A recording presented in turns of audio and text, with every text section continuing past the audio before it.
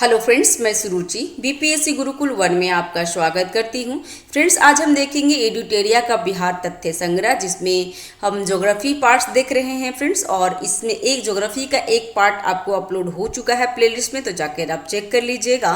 Next video इस video में हम देख लेंगे बिहार की नदियाँ और आगे का जितने भी बच्चे हैं वो। और फ्रेंड्स, इसी में एडुटेरिया का ही बिहार तथ्य संग्रह में बिहार का परिचय, प्राचीन बिहार, मध्यकालीन बिहार और आधुनिक बिहार हमारा प्लेलिस्ट में आपको मिल जाएगा, तो जाकर के आप वीडियो देख लेंगे फ्रेंड्स। और वस्तुनिष्ठ प्रश्न जो इम्तियाज अहमद का है उसका भी एमसीक्यू बेस का है, तो वो हम अपलोड ऑलरेडी कर दिए हैं, तो वहाँ पे जाके चेक कर लीजिएगा फ्रेंड्स। साथ ही साथ एडुटेरिया का करेंट कॉन्सेप्ट जो बीपीएससी प्री और मेंस दोनों के लिए इम्पोर्टेंट है, वो भी आपको लगातार हो रहे हैं। मई 15 मई तक हो चुके हैं और आगे का वीडियो इसी वीक में मैं अपलोड कर दूंगी।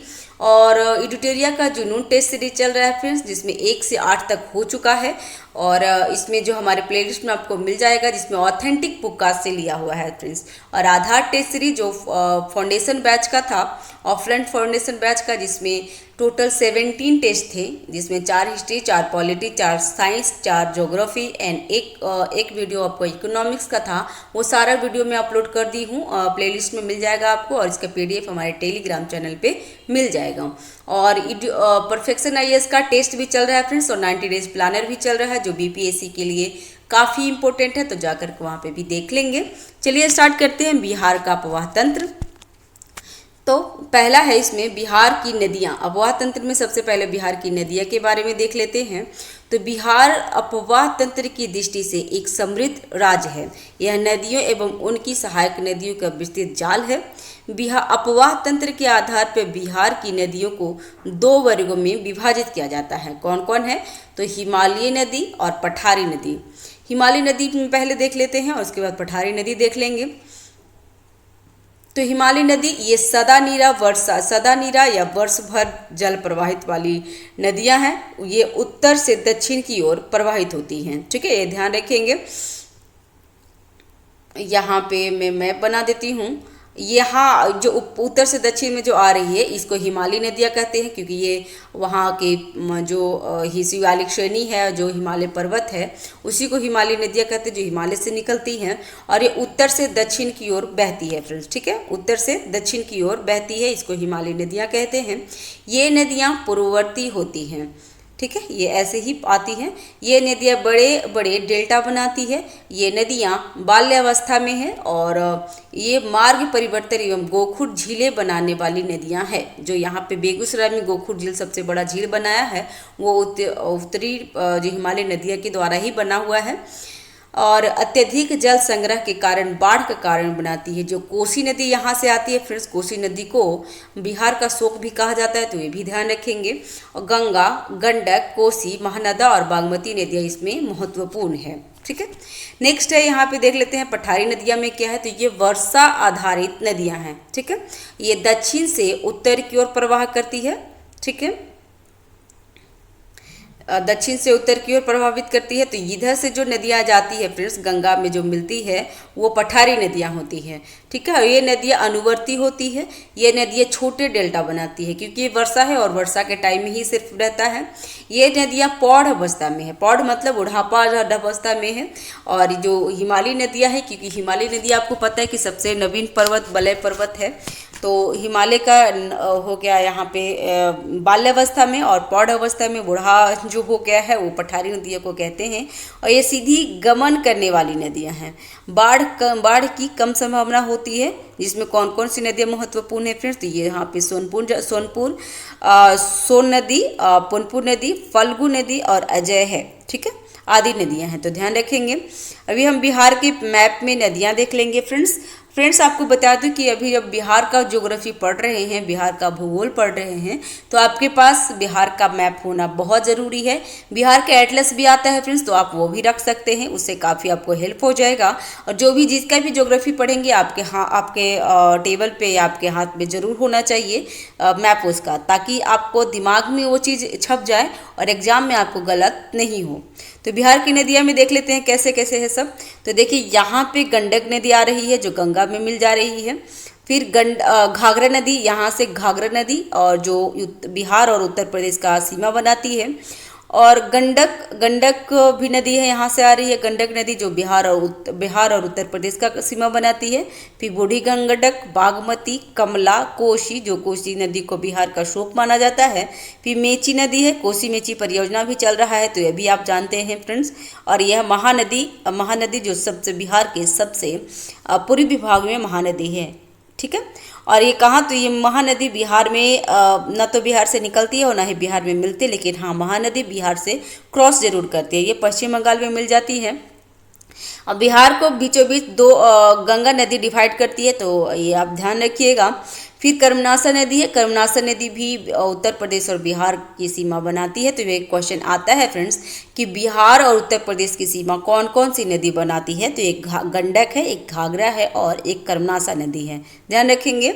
और सोनपुर नदी जो अभी हम लोग बोल रहे थे प्रौढ़ अवस्था में है, तो दक्षिणी बिहार से जो भी नदियाँ जाती है वो प्रौढ़ अवस्था में होती है, वर्षा काल का है, तो सोनपुर नदी। फिर ये पुनपुन नदी हो गया, और निरंजना जो फल्गु नदी जो हम लोग बुद्ध भगवान के जो ज्ञान प्राप्ति होता है, तो निरंजना नदी के तट पे ही हुआ है गया में, बोध गया में।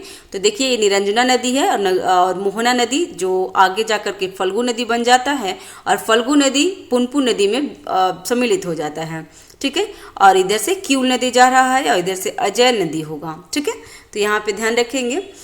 अभी नदी के बारे में मुहाने वगैरह पढ़ लेते हैं, क्योंकि ये एग्जाम में काफ़ी इंपॉर्टेंट होता है फ्रेंड्स, तो बिल्कुल ध्यान रखेंगे।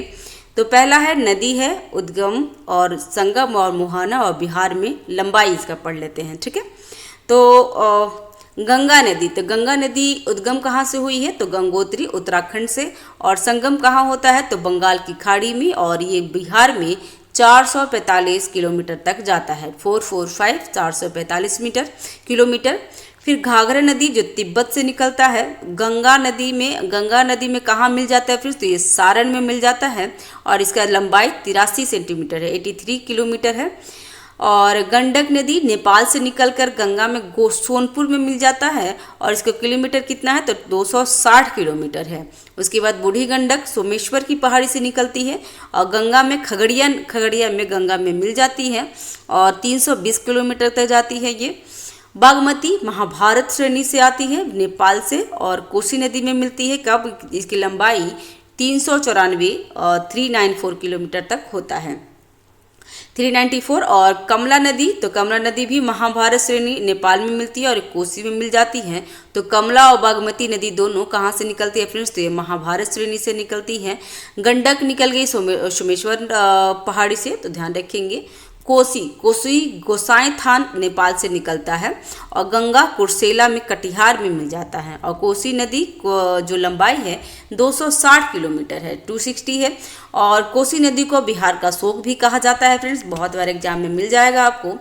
फिर महानंदा पश्चिम बंगाल के दार्जिलिंग से जिले की पहाड़ी से निकलती है, और गंगा में मालदा में मिल जाती है। तो मालदा मिलते ना कि बिहार में मिलते, जो अभी हमने मैप में बता दी थी फ्रेंड्स। और कर्मनासा जो दक्षिण बिहार की नदियां हैं, तो कर्मनासा बिंद पहाड़ी से निकलती है, और गंगा चौसा में मिल जाती है, गंगा में। और सोन नदी अमरकंटक की पहाड़ी मध्य प्रदेश से निकलती है, और ये गंगा के दानापुर में मिल जाती है। और पुनपुन झारखंड के पलामू से निकलता है पुनपुन नदी, और ये गंगा के फतुहा में मिल जाती है, ठीक है। और फल्गु और निरंजना जो छोटा नागपुर के पठार से निकलता है, पुनपुन नदी के साथ गंगा में मिल जाती है। और अजय कहाँ से, तो जमुई से निकलता है, और गंगा में पश्चिम बंगाल में मिल जाती है। तो अजय जो नदी है बिहार में नहीं मिलता है, पश्चिम बंगाल में मिल जाता है। और निकलता कहाँ से, तो जमुई से निकलता है। तो एकमात्र ऐसी नदी है जो बिहार से ही निकलता है और पश्चिम बंगाल में जाके गंगा में मिल जाती है, तो उसका नाम है अजय। और क्यूल हजारीबाग झारखंड से निकलता है, और गंगा में लखीसराय में मिल जाता है। सकरी नदी छोटा नागपुर के पठार से निकलता है, क्यूल नदी के साथ गंगा में मिल जाता है, तो ये भी ध्यान रखेंगे। नेक्स्ट है, अभी हम लोग गंगा नदी के बारे में अच्छे से पढ़ लेते हैं फ्रेंड्स। तो गंगा नदी उत्तराखंड के गंगोत्री ग्लेशियर से निकलती है, और इसकी लंबाई 2525 किलोमीटर है, तो इतना जरूर याद रखिएगा। और जिसमें बिहार में 445 किलोमीटर तक है। गंगा नदी सबसे लंबी नदी है भारत की फ्रेंड्स, तो ध्यान रखेंगे, और सबसे पवित्र नदी भी है। ठीक है। नेक्स्ट है देवप्रयाग से अलकनंदा और भागीरथी दोनों नदियों के मिलने के बाद इस नदी को गंगा नाम दिया जाता है। तो ये भी क्वेश्चन पूछता है कि गंगा नदी कौन कौन सी नदियों के मिलने से बनता है। तो अलकनंदा और भागीरथी नदी के मिलने से गंगा नदी का निर्माण होता है। और दोनों कहाँ मिलता है, तो दोनों मिल जाएगा आपको देवप्रयाग में। ठीक है।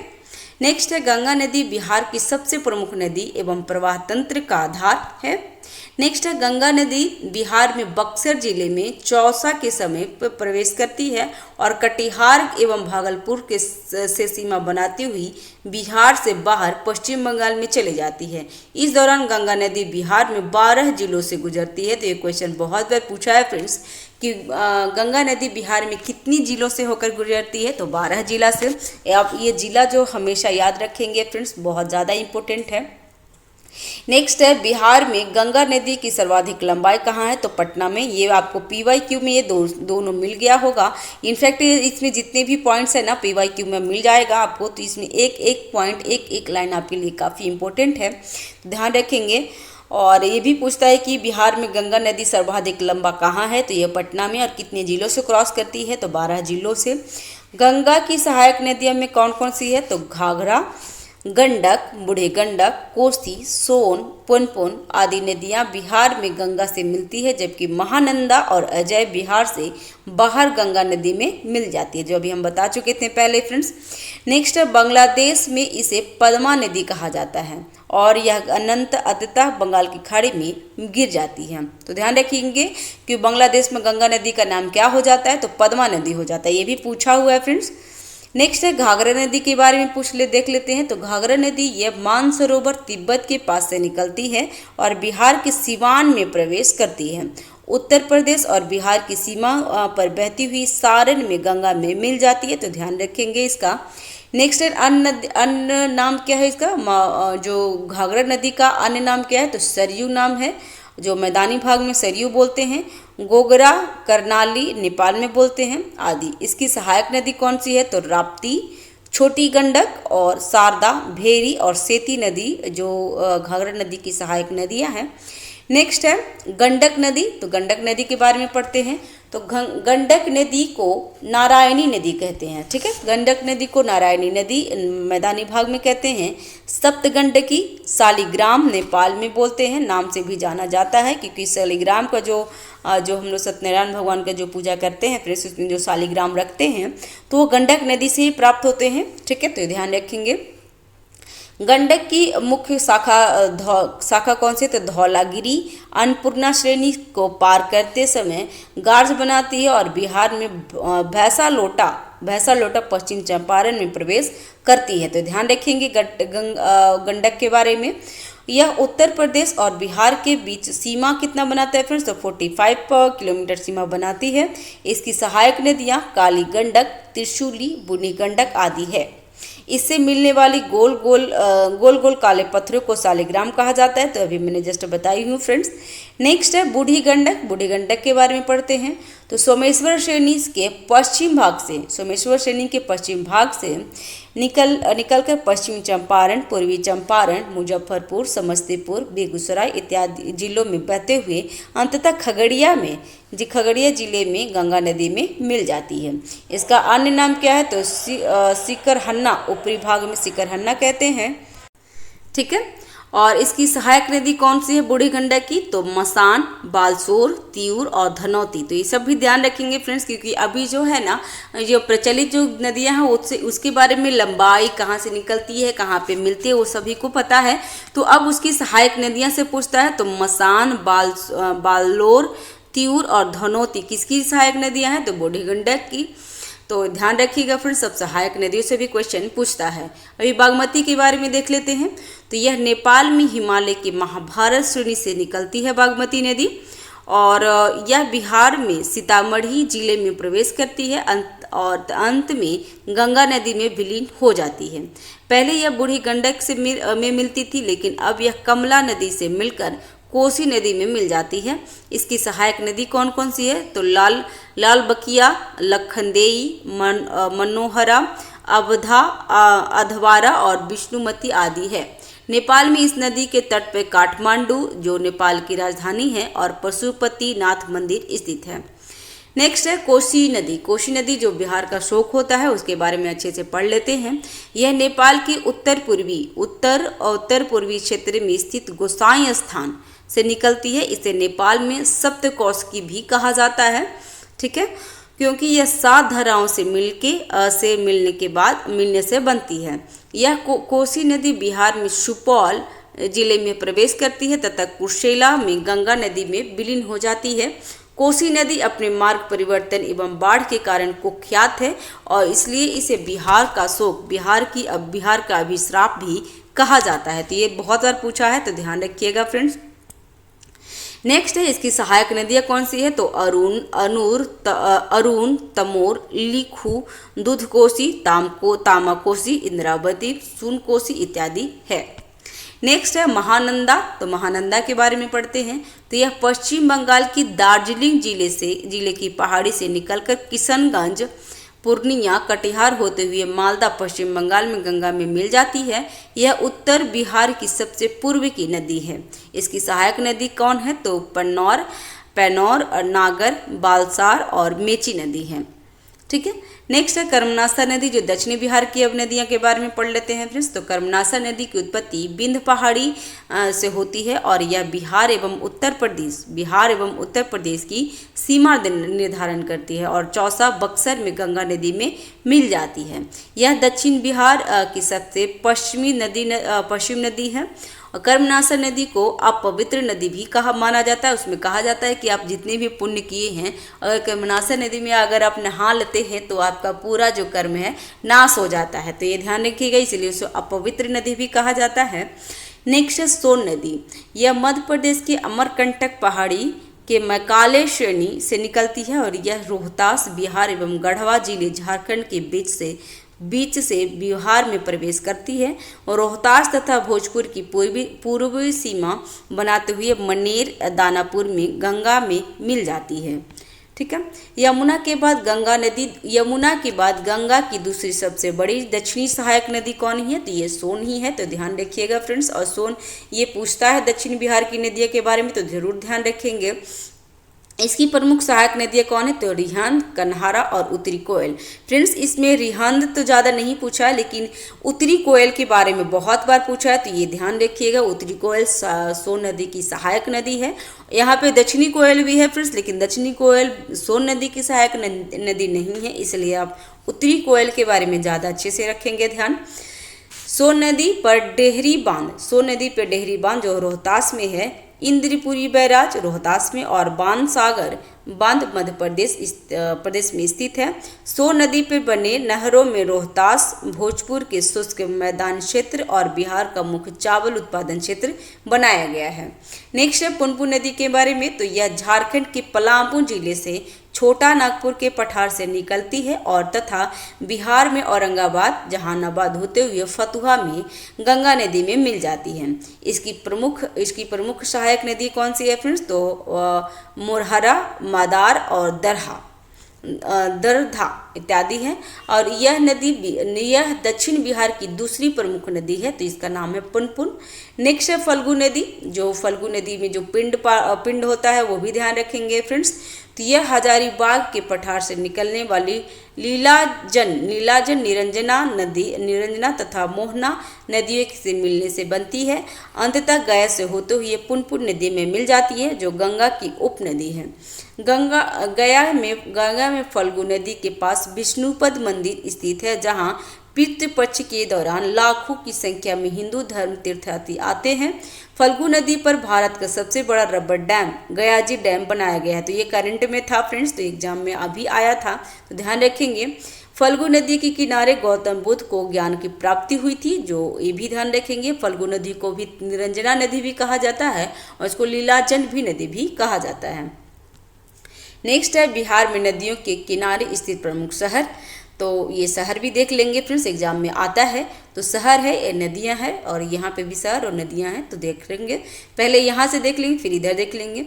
तो पटना गंगा नदी के किनारे है, मोकामा गंगा नदी, मुंगेर गंगा नदी, भागलपुर गंगा नदी, बक्सर गंगा नदी, छपरा, छपरा कहाँ है तो घाघरा नदी, हाजीपुर गंडक नदी, सोनपुर गंडक नदी, मुजफ्फरपुर बूढ़ी गंडक नदी, खगड़िया बूढ़ी गंडक नदी, समस्तीपुर बूढ़ी गंडक नदी, दरभंगा बागमती नदी, गया फल्गु नदी और फतुहा पुनपुन नदी गंगा नदी। ठीक है। नेक्स्ट है बिहार की नदी घाटी परियोजना के बारे में देखते हैं। तो जल प्रबंधन के उद्देश्य से बिहार में 3 बहुउद्देशीय परियोजनाओं का निर्माण किया गया है और इसमें क्या है तो इस परियोजना में बाढ़ नियंत्रण, सिंचाई प्रबंधन, जल संरक्षण, पर्यटक परिवहन, ऊर्जा उत्पादन आदि को लक्षित किया गया है। बिहार में बहुउद्देशीय परियोजना में क्या क्या है फ्रेंड्स, तो सोन नदी, गंडक नदी और कोसी नदी पे बना है। तो सोन बहुउद्देशीय परियोजना में क्या क्या है तो ये अच्छे से देख लेंगे पॉइंट वाइज फ्रेंड्स। तो सोन नदी परियोजना का निर्माण 1874 में 1874 में डेहरी ओसडेरी रोहतास में किया गया था और यह बहुउद्देशीय नदी परियोजना बिहार की सबसे पुरानी एवं प्रथम नदी घाटी परियोजना है। तो कौन पे, किस नदी पे है फ्रेंड्स, तो सोन नदी पे। और ये इसकी निर्माण कब हुई है तो 1874 में डेहरी में, जो हम लोग डेहरी ऑनसून बोलते हैं, तो ये रोहतास में है और बिहार की सबसे पुरानी और प्रथम नदी घाटी परियोजना है। डेहरी में बारून के पास सोन नदी पर बांध बनाकर दो नहरें दोनों किनारों से निकाली गई है, जिसमें पूर्वी सोन नहर और पश्चिमी सोन नहर है।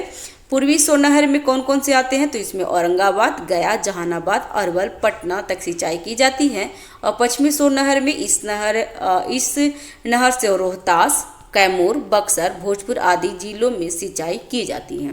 सोन नहर पर 2 जल विद्युत केंद्र भी है, जिसमें डेहरी जल विद्युत केंद्र जो 6.6 मेगावाट तथा वारून जल विद्युत केंद्र जो 3.3 मेगावाट स्थापित किए गए हैं। ठीक है फ्रेंड्स, चैनल पे अगर नए हैं तो प्लीज़ चैनल को सब्सक्राइब करें, लाइक करें फ्रेंड्स और कमेंट करें। जो कमेंट हमें काफ़ी एनर्जी देता है तो प्लीज़ कमेंट करें। नेक्स्ट है गंडक बहुउद्देशीय परियोजना, तो इसके बारे में पढ़ते हैं। तो नेक्स्ट है गंडक बहुउद्देशीय परियोजना के बारे में। तो गंडक परियोजना भारत एवं नेपाल की संयुक्त परियोजना है। इसका लाभ बिहार, उत्तर प्रदेश और नेपाल को मिलता है। ध्यान रखेंगे, गंडक परियोजना के लिए 1959 में ईस्वी में नेपाल के साथ समझौता हुआ था। इस परियोजना का कार्य 1960 में प्रारंभ हो गया था। इस परियोजना के अंतर्गत भारत नेपाल सीमा पर भैंसालोटन के पास गंडक नदी पे बांध का निर्माण कर जलाशय का निर्माण किया गया। यह बैराज बांध वाल्मीकि नगर के पास त्रिवेणी संगम के पास निर्मित है। गंडक परियोजना में जलाशय से पूर्व एवं पश्चिम की ओर नहर निकाली गई है और जिसमें पूर्वी गंडक नहर और पश्चिमी गंडक नहर है। ठीक है, पूर्वी नहर 3 भागों में विभाजित है। पूर्वी नहर जो है 3 भागों में विभाजित है, जिसमें तिरहुत, त्रिवेणी और दोन नहर के नाम से जाना जाता है। तिरहुत, त्रिवेणी एवं दोन नहर से पश्चिमी चंपारण, पूर्वी चंपारण, मुजफ्फरपुर, वैशाली आदि जिलों में सिंचाई की जाती है। तो ये तीनों नहर जरूर याद रखेंगे फ्रेंड्स, ये काफ़ी इम्पोर्टेंट है, ये पूछता है। नेक्स्ट है, पूछता है कि त्रिवेणी नहर किस नदी पे है, तो ये भी पूछता है। तिरहुत नहर तो पता है, तिरहुत गंडक नदी पे होगा, तो तिरहुत नदी भी गंडक पे है और दोन नहर भी गंडक पे हैं। पश्चिमी नहर जलाशय से नेपाल होकर निकलती है। नेपाल में सिंचाई के अतिरिक्त इनसे निकलने वाले सहायक नहरों से उत्तर प्रदेश में गोरखपुर, देवरिया और बिहार में सिवान, सारण में सिंचाई की जाती है। नेक्स्ट, इस परियोजना के तहत पूर्वी नहर पर 15 मेगावाट जल विद्युत केंद्र स्थापित किया गया है। इसी प्रकार विद्युत केंद्र पश्चिमी नहर पर भी बना हुआ है। नेक्स्ट है कोसी बहुउद्देशीय परियोजना। तो कोसी परियोजना भारत एवं नेपाल की संयुक्त परियोजना है। इस परियोजना की स्थापना 1953 में की गई थी। यह परियोजना 1950 ईस्वी से लागू है। इस परियोजना के तहत हनुमान नगर बांध बनाकर नेपाल में जलाशय का निर्माण किया गया। यह परियोजना 1965 में पूर्ण रूप से तैयार हुई थी। कोसी पर निर्मित जलाशयों से पूर्व एवं पश्चिमी की ओर नहरों का निर्माण किया गया है। पूर्वी कोसी में इसे अररिया, सुपौल और पूर्णिया आदि में सिंचाई होती है और पश्चिमी कोसी नहर से इसे दरभंगा, मधुबनी, सुपौल और बेगूसराय आदि की सिंचाई होती है। तो ध्यान रखेंगे। नेक्स्ट है जलप्रपात। जलप्रपात के बारे में, तो जब नदी की ढाल में अकस्मात परिवर्तन आने से तीव्र नदी वेग से पहाड़ों से नीचे गिरती है तो उसे जलप्रपात कहा जाता है। बिहार की प्रमुख जलप्रपात कौन सी है फ्रेंड्स? तो जलप्रपात और जिला, ये ध्यान में रखिएगा फ्रेंड्स। ये जलप्रपात से 1 क्वेश्चन मिलता है। तो ककोलत जलप्रपात जो ज़्यादा फेमस है, तो ये नवादा में पाया जाता। दुर्गावती जलप्रपात रोहतास सबसे ऊंचा जलप्रपात है। कर्मनासा जलप्रपात बक्सर में। धुआं कुंड जलप्रपात सासाराम रोहतास में। मंझर कुंड जलप्रपात सासाराम रोहतास में। जियार कुंड जलप्रपात भोजपुर में। और तेलहर कुंड जलप्रपात कैमूर में है। तो ध्यान रखेंगे। नेक्स्ट है बिहार की प्रमुख झीलें कौन कौन सी है? तो झील और जिला है, तो कांवर झील जो बेगूसराय में, जो एशिया की सबसे बड़ा गोखुर झील है और ये 67 में पूछ लिया था। और कांवर झील आपको रामसरन साइट में भी शामिल है, तो ध्यान रखेंगे फ्रेंड्स, इंपॉर्टेंट है इसीलिए पूछा था। और गोगुबिल झील, घोघा झील कटिहार में। कुशेश्वर झील दरभंगा। घोड़ा कटोरा झील राजगीर नालंदा में। अनुपम झील कैमूर में। सिमरी झील सहरसा। जगतपुर झील भागलपुर में। मोती झील मोतिहारी पूर्वी चंपारण।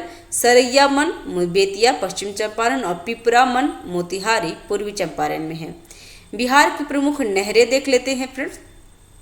तो नहर, नदी और लाभान्वित क्षेत्र, तो त्रिवेणी नहर किस पे है? तो गंडक नदी पे।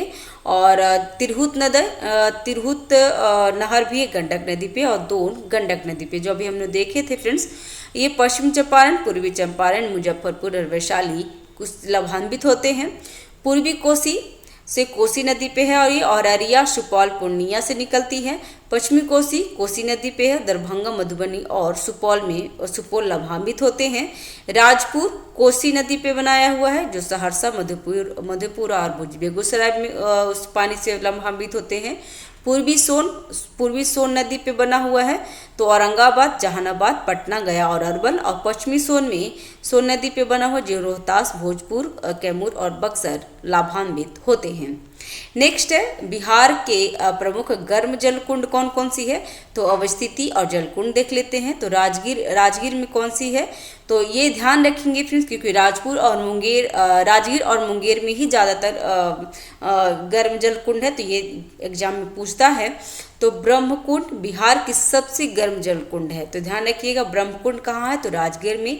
सप्तधारा, मखदूम कुंड, गोमुख कुंड और सूर्य कुंड और नानक कुंड ये राजगीर में पाए जाते हैं, तो ये कुंड का ध्यान रखेंगे।